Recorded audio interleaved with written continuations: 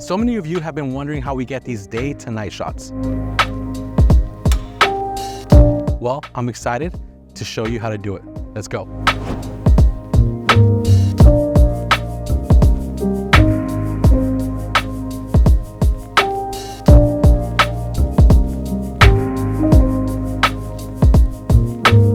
So one of the most important things you have to do is make sure that as you're recording, you take the same path during the day and during the night. What do I mean by that?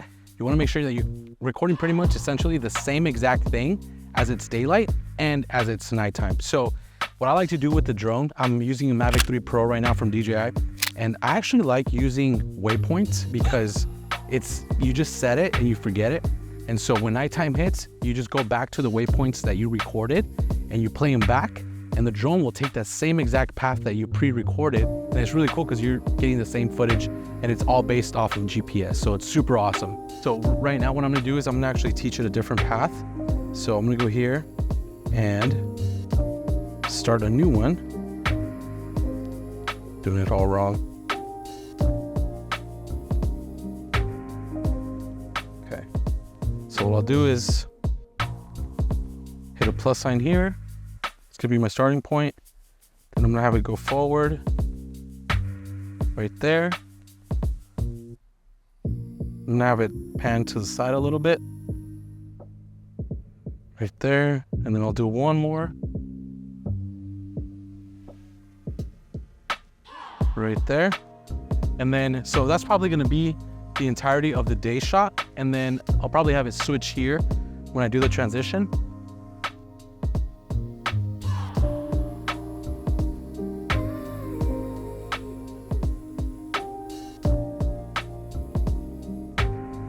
Honestly, that was pretty awesome. Okay. All right, guys, so very similar to what we just did with the drone. However, now that we're running with a rig like this, there's no automation. So we're gonna have to make sure we reframe everything the same exact way. So I'm about to lose daylight, and I'm gonna show you how I kind of pick a spot, and then I kind of go from there. So I'm gonna pick this spot right here, and I kind of have an idea of the shot that I wanna take.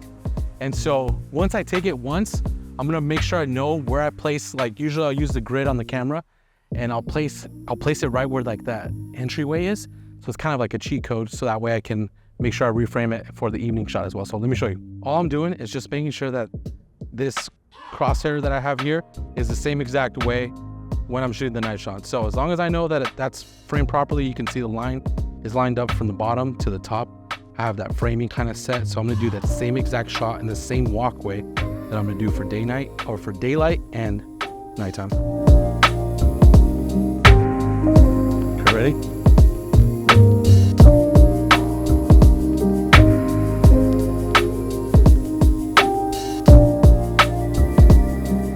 Sweet. Now we got our framing just exactly like we wanted it. So now all we have to do is make sure we overlay them properly in our editing software. So let me show you how to do it. Okay guys, let me show you how I combine the day and night shots. It's super easy. The trick is making sure that both shots match up as best as possible. So the leg of the work is at the very beginning while you're out shooting. And so then when it comes to editing, it's kind of simple. So I have two shots right here. I have the day shot right here. Let's kind of call it dusk because it was getting kind of late. But here's that shot right here. And then I have this other shot, the night shot right next to it. So the trick to lining them up is bringing down the opacity on this shot that we have on top. So like, let's move it back over here, kind of layer them on top of each other, or bring the opacity back up so I can see it. Here, if we go down to 50% around there, you can kind of see where like the shots kind of match up. So let me see. Sometimes all you have to do is like drag it to the right or to the left, especially if you kept that same path, you know?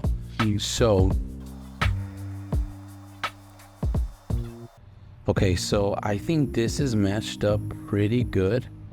So what I'm gonna do is I'm gonna cut it out right here and then bring this back up to 100. Let's see if that matches up pretty dang good. So after that, you can add whatever transition you want. So for example, I have this adjustment layer where I can bring in, I have an effect that I had made, and it's a subtle camera shake.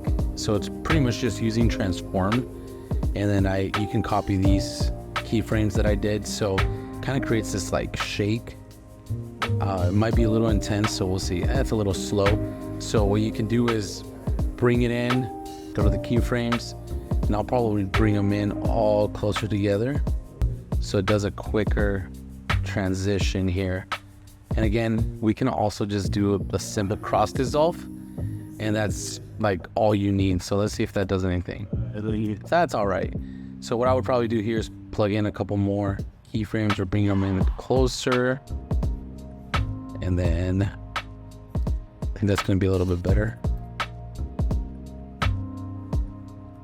Drag this over. Yeah, I think I like that better. It kind of creates a little bit of a motion blur. So this is kind of like the way I'm thinking of the shot. This is probably going to be like about 3 seconds, or maybe if I keep the sound, I'll speed ramp it. And then I'll kind of, because I kind of like the way this shot ended. So I go right here, and then I'll adjust those keyframes in a bit. So maybe something like this, and see how it plays. Boom. Yeah, like that. And then we'll probably zoom into the house and stuff. So that's pretty much it. That's all you have to do with it. Just figure out what transition you like. You can add, like I said, a cross dissolve between these two shots, and it'll still look good. You just might want to make it pretty short, but other than that, that's it. All right, guys, if you found value in this video, make sure you subscribe, hit that like button, share this video, because we have so much more awesome value to bring you guys. We'll see you on the next one.